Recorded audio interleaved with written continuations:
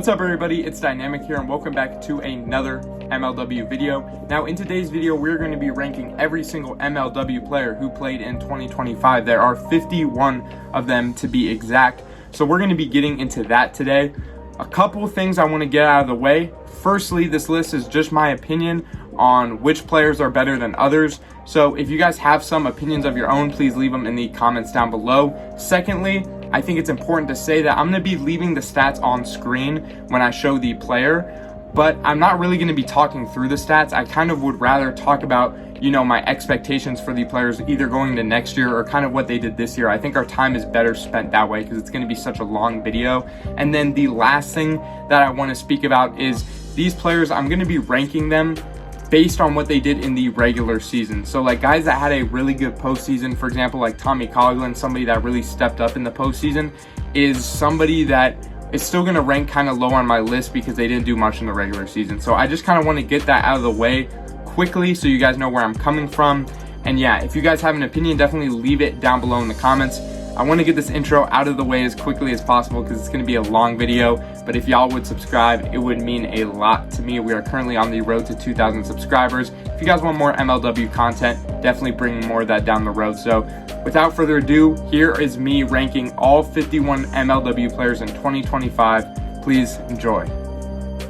So starting at 51, I have Stephan McGlade, a guy who was traded towards the end of the season in that Drew Davis trade. Just hasn't really done much of anything this year, and when he did, it didn't look too great. He's kind of been a non-factor for most of his career. We'll see how much longer he has in the league, but I am rooting for him. Aiden Richard is one of those guys who I'm just kind of waiting to get a real opportunity. He only had 3 plate appearances this past season, so maybe he'll have a bigger role going into next year, but I could see something happening with a kid like this, so don't count him out. I have Michael Shima at 49, and I feel like he kind of stumbled onto an unfortunate situation with the Downtown Diamondbacks. It's a team that is full of a lot of young players who need to develop, and Michael Shima doesn't really have that much upside, but he did get a hit in 2 plate appearances, so maybe Jimmy Knorp could consider playing him in some bigger situations going into next season. Sean Flynn only played in 1 series for the Cobras this year, and it was a series that the Eagles were actively trying to lose,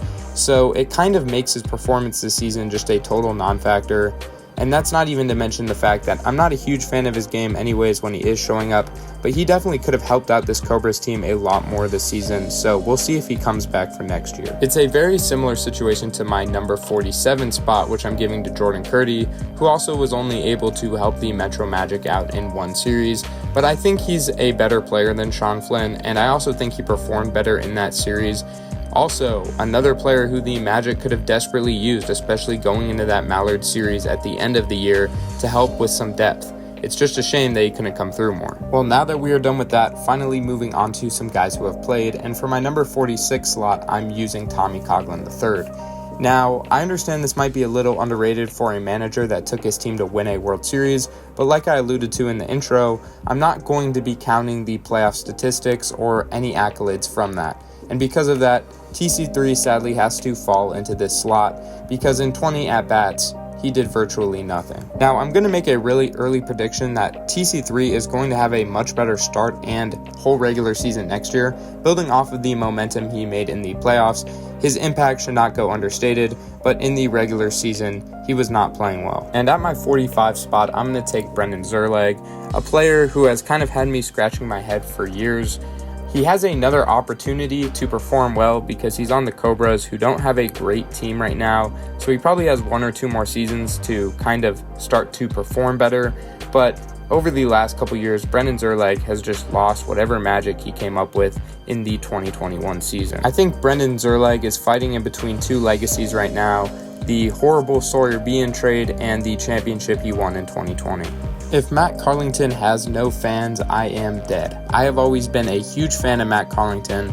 It's just a shame that every team he's been on so far, he has not really been able to crack the rotation yet.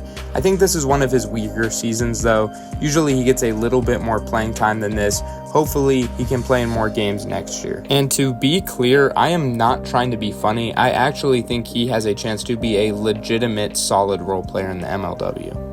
Yeah, I don't really know what to make of Andy Duran yet. I'm still holding on to the fact that he used to be so scary to play against, but now he can't really walk and he struggles to hit the ball. He swings at everything.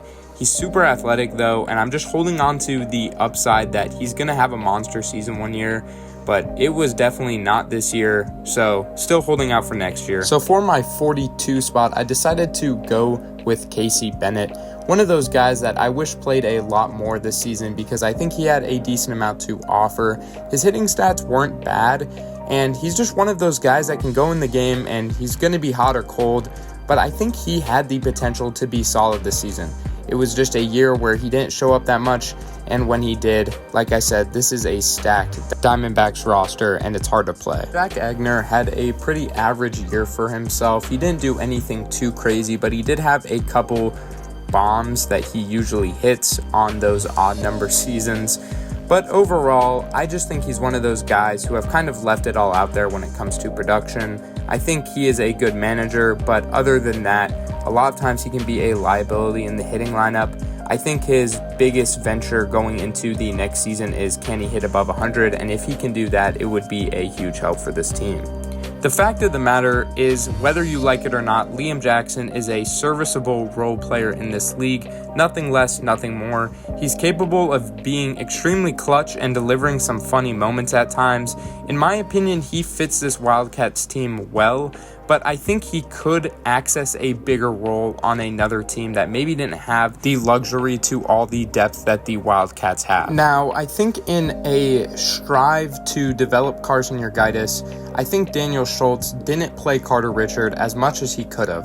Carter Richard had a pretty good season from the plate. He did things well, and he's a guy that I could see starting to get into that hitting rotation as the years go by. I don't know if it's going to be next year, but maybe the year after, or maybe a series where they have a lot of guys missing. But I am a fan of Carter Richard. I think he brings a good amount of things to the table, and I think he has the potential to be a very solid role player in the league. Now, at my 39 spot, I have Rudy Ramirez, and oh my god, I definitely ranked him too high looking at this list now because he only has about 9 plate appearances, but I kind of have the Matt Carlington soft spot for Rudy Ramirez in this league. He's just a guy to me that I think with the appropriate amount of opportunities would do some pretty special things. Now, that is just my opinion. I know people have their opinions on this player, and maybe I ranked him too high, but I mean, here we are. And then bouncing off of that, I'm going to go Alec Warda at 38. Same team. Obviously, this year was definitely a weaker year for him. He doesn't have much upside defensively as well. He didn't bat the best either, but I think he's a good leader on this team. I'm just curious to see where he's going to fit into a Predators rotation that is stacked going into next year. Now, 37 might be a little too generous for a guy like Carson Yurgaites, but forgive me, he just had too many clutch moments this season to look past. He was a big player on this Eagles team that could win games in big moments.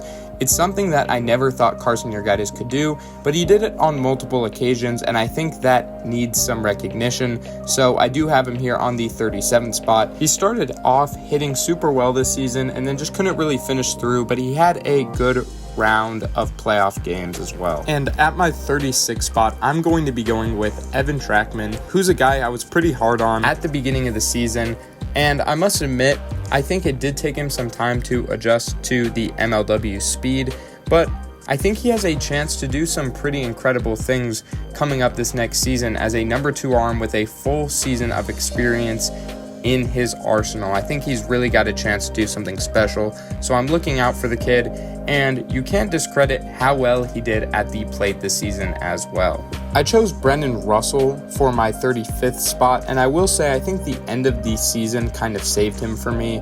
I saw a lot of things that I didn't really see from him in the beginning of the season. He has a long swing. He is able to walk at least better in this season than in years past, and he's a decent fielder. I do like Brennan Russell as like a good role player, but I think the second you start putting him in like the second hitter slot or like even sometimes a third hitter slot, a lot of times his performance can fall off. I do just kind of think of him right now as like what AJ Ackerman is going to be in the future. And by no surprise, the 34th slot is AJ Ackerman. Because, in my opinion, him and Brennan Russell had similar seasons. These stats don't look as good for AJ Ackerman, but I do like the way that he fielded this year. I did go back and watch the 2023 World Series not too long ago, and his performance this season was just a far cry from that playoff series. It was something I really thought he was going to continue into his career, but I'm not sold on the AJ Ackerman hate yet. I do believe he is one of these guys that can kind of pop out of nowhere and have a couple really good seasons in the MLW. However, every season that he doesn't revitalize that he was that player in that playoff series is just another season I'm starting to lose a little bit of hope. But I like AJ Ackerman. Hopefully he can shorten up that swing a little bit more and hopefully draw more walks. So this is the part of the list that I think is going to get a little controversial and mucky, so bear with me as I try and explain myself. But at 33, I'm going to have Jason Chadwick, who had a huge playoff series, but in the regular season wasn't as efficient as I think most people thought. He does have the potential to draw walks. Sadly, he's not very athletic. He's a good first baseman in my opinion, but a lot of times Sawyer Behen kind of clouds up that space and it's hard for him to get involved in that defense. Overall though, Jason Chadwick is a reliable hitter that can hit bombs, and I think he'll always get like one or two pretty decent hits a series. I saw a new competitive side of Brennan Jorgensen that I've honestly never seen in this league in the World Series.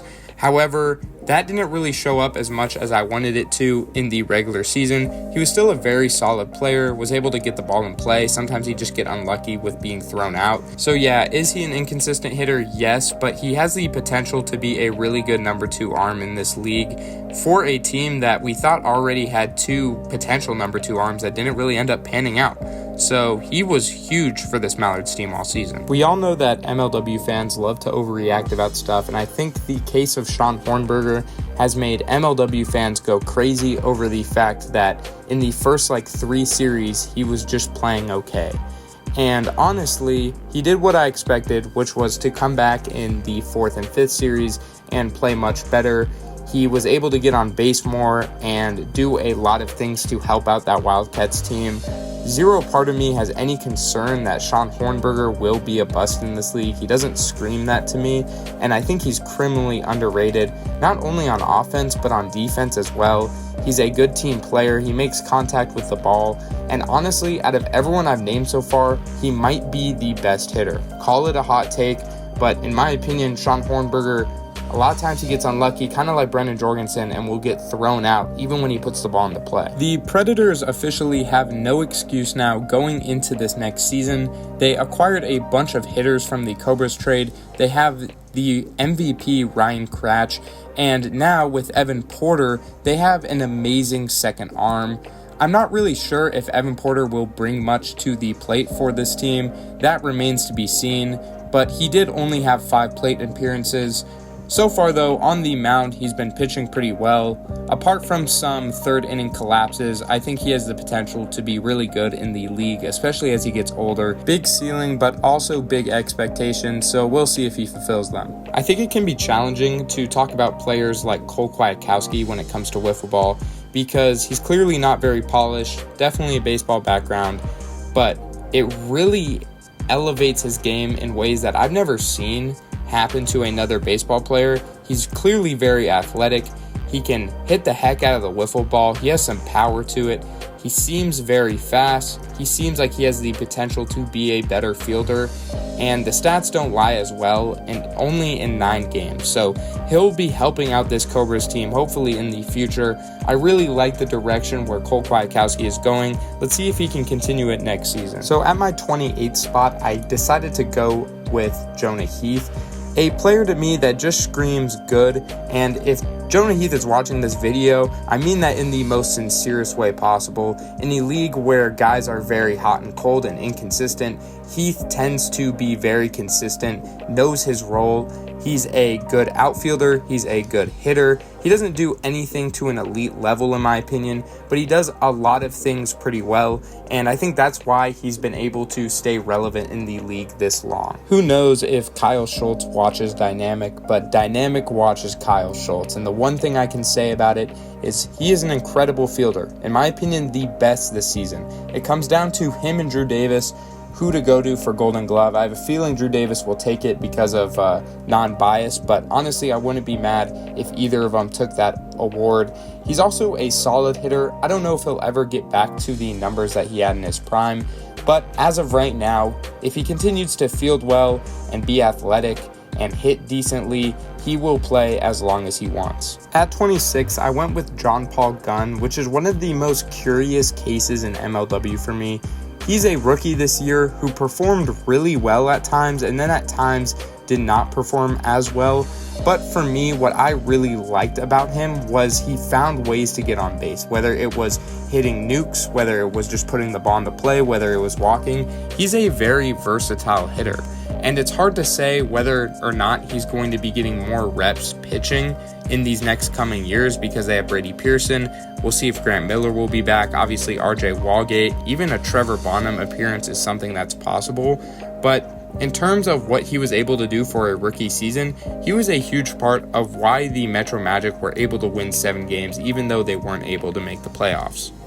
All right, we're halfway through the video, so I have a quick shameless plug. If you haven't yet, please subscribe. I'm also going to leave my Instagram down below in the comments. This video is taking forever to edit, man, so if y'all could subscribe, it'd mean a lot. All right, back to the list. I have sadly never been more confused on where to put somebody on this list than Levi Fleer. He's a player that hits the ball into play, he can hit nukes, but he doesn't walk at all, and he has virtually kind of shifted out of the pitching rotation. He was drafted to be a pitcher originally, and now that they have Evan Porter, I'm kind of scratching my head at where he's going to fit into a hitting rotation if he starts hitting poorly at the beginning of the season next year. I have confidence that he won't do that. I think he's one of the best hitters on this team. I think he's one of the best power hitters in the league.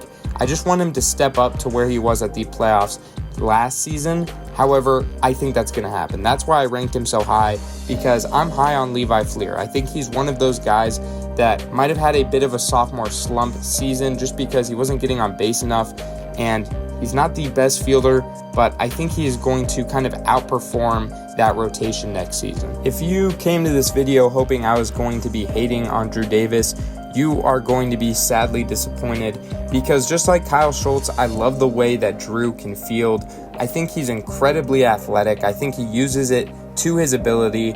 My issue with him is that the pitching was horrible this season, and I have to take that into account. That's the main concern about him. But he did do really well once he got to the Predators. He's not going to be forced to pitch. They have way too many on that roster. So I think he's going to find a really comfortable role on that team. I think next season I could see him going even higher on this list, but for right now, I'm going to have him sitting here at 24. You know, I keep looking at this Diamondbacks team, and I keep wondering what held them away from winning a World Series. It could be a video idea in the future, but Jacob Pyszka, he's my 23. One of these young guys that found it right away. He didn't really have much of a learning curve coming into the league. He hit the ball pretty well this season, doesn't really have a pitching arsenal, but I think it's okay. For what he does, he's pretty good at it. Is he a top 20 player in the league? Not in my opinion, but maybe at some point in the future he will be. The truth is that Jeremy Adams didn't have the best season for himself. It was definitely a bit of a sophomore slump, but I think he did enough to get into the 22 spot in my opinion. This could be a little bit controversial. I always saw him as being like the 4th best player on this team, and it's a good team. But Jeremy Adams just didn't get the right opportunities leading up to the playoffs. Things didn't work out, but do not forget that Jeremy Adams draws walks and that he has some pretty nasty stuff too. It's just kind of a bad season for him, but still, I want to call him a top 25 player. Daniel Schultz definitely had an odd managerial season this year, but I think he fits well as a number 21 player just because he was able to put the ball in play multiple times this year and do it at a very consistent rate while also managing one of the best teams in all of MLW. I wouldn't be surprised if a guy like Ty Frenznick had kind of snuck under the radar for you in the 2025 season because he was on a team with a lot bigger storylines on them.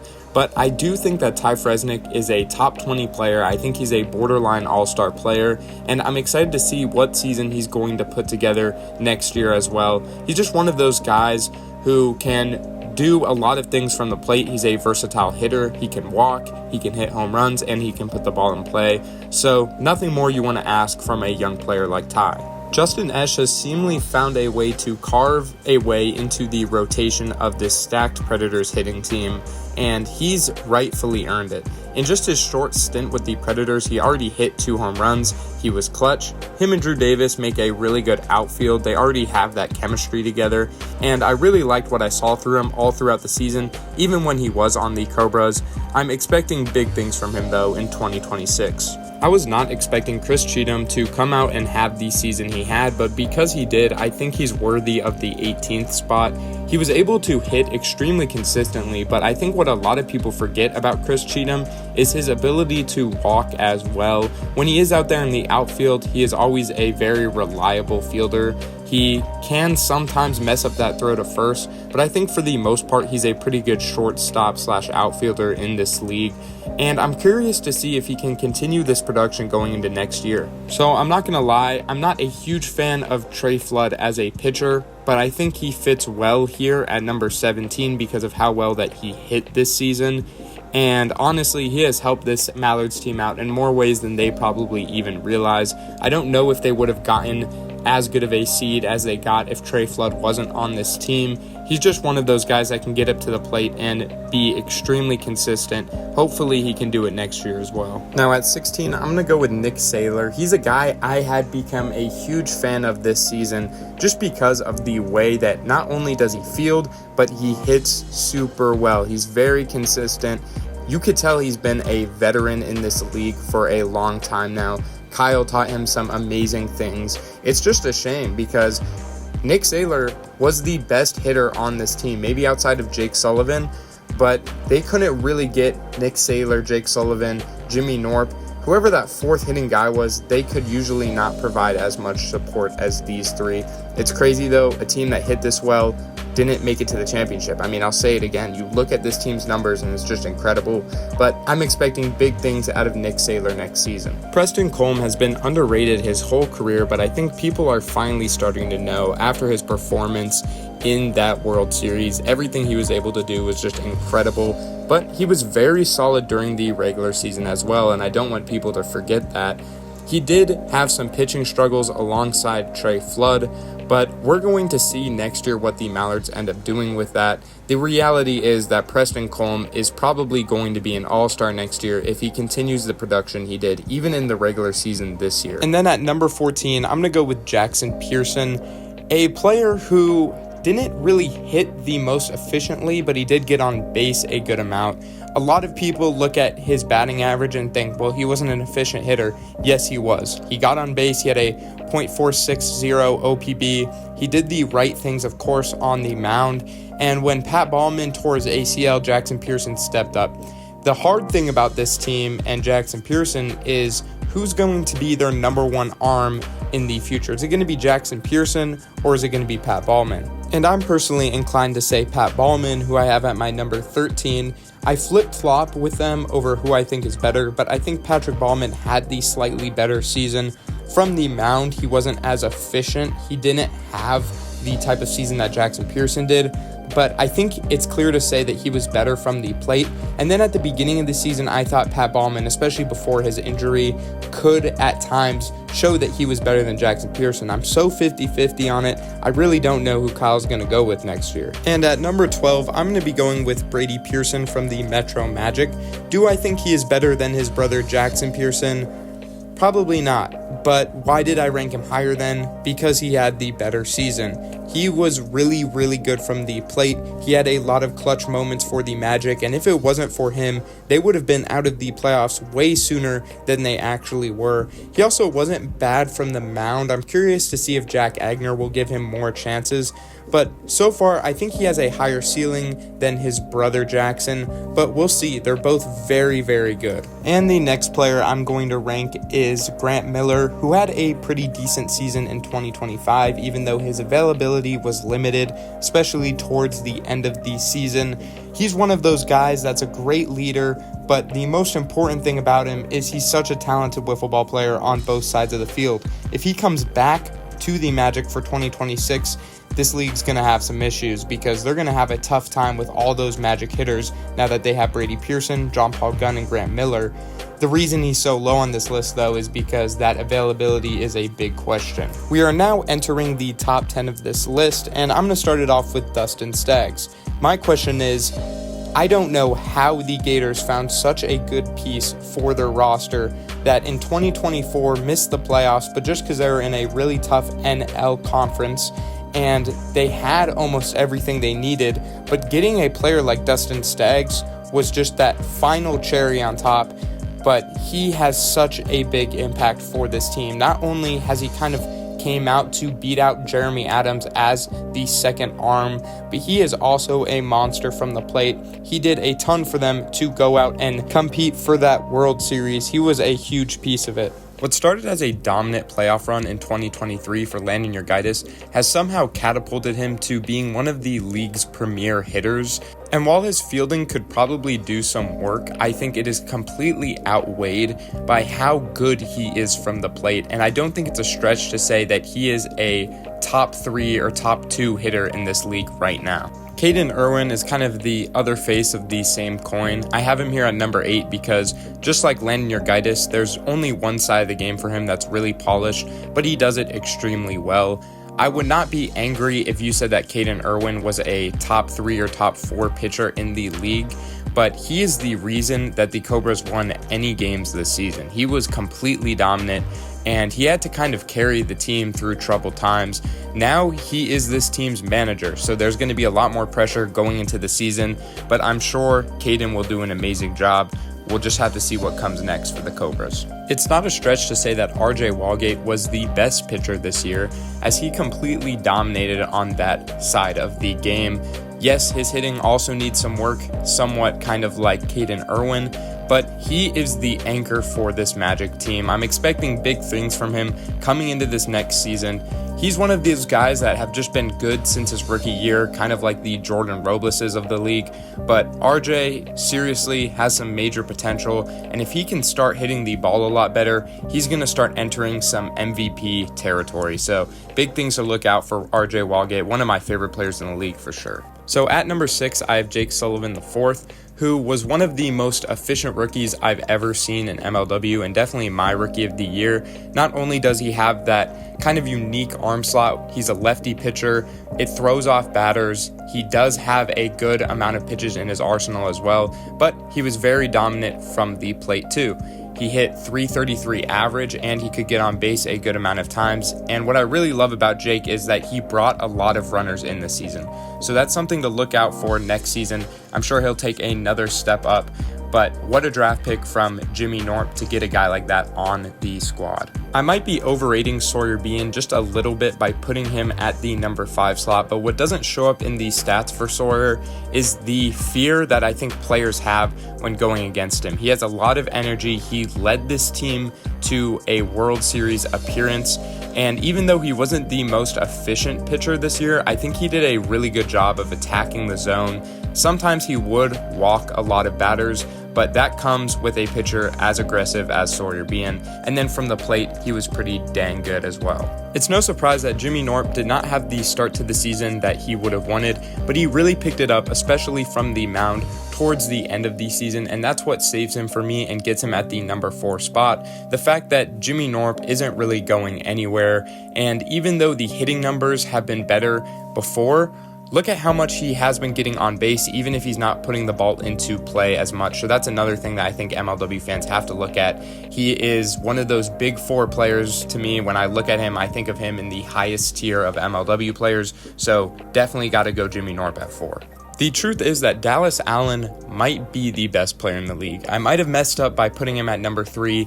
He's probably more of a 1 or a 2, but it's just the 2 guys I have in front of him kind of have more results, and Dallas Allen is just like the odd man left out of that, but definitely an MVP candidate this season. I think people look at the Eagles roster and seem to overrate the roster without considering how much Dallas Allen does for this team. Dallas Allen is the anchor of this team. He is the force, he is the leader, and I still don't really understand why he got so much hate during that playoff series this season, but I mean, it just goes to show how dominant he really is. I don't know about you guys, but it was such a cool thing to see Jordan Robles win his first ever World Series. It's something that I think most MLW fans have been waiting to see because Jordan Robles is one of the coolest players in the league to watch. He has a crazy arm slot. He has a crazy arsenal of different pitches that he can throw. Kind of like Knorp, didn't bat as well as he probably wanted to, but he was still such a big threat at the plate that you can't just directly pitch to him. I could see him going out and winning the MVP award above Ryan Kracht, who is obviously going to be my number one. But these two guys, even with Dallas Allen, I really go back and forth on who I think the best player in the league really is. And yeah, here he is at number one. If you've been watching this channel for a long time, you know that I'm not the biggest stats guy. Like, I look to stats to refer to different things, but I just think stats can sometimes be a really robotic way of judging how good a player really is. But in this case, Ryan Kracht is the definition of the stats are way too good to go past and to look past. Yes, they didn't win the World Series this year. Yes, they lost some games they probably should have won. But Ryan Kracht is unbelievable once again, just doing everything super well. He really is the Superman of this league. We'll see if he can continue it for the future, but I have no doubt that he will. So guys, that's all I have for you today. That is my list ranking all 52 MLW players in 2025. If you guys made it to this point in the video, I'm going to ask you guys to like and subscribe. Comment that you enjoyed the video, would mean a lot to me. This was a long video. It took a while to edit, so it would mean the world to me if you guys could do that. But yeah, guys, thank you for watching the video, and peace.